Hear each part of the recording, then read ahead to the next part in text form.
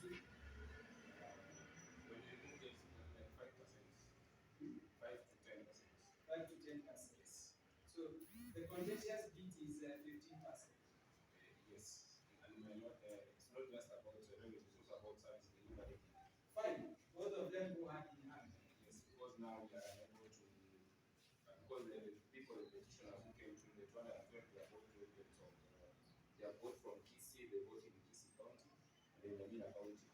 We are unable to develop our account a lot because of the dispute. Number one, in terms of who's supposed to maintain the street lights, because even the street lights, my lord, at some point, Nyamira did. But they have not maintained them even where there are no issues. That would be true. Even where, you know, this can be used as an excuse. But even where there are no issues, the street lights have not been maintained. Now I know that. Yes. That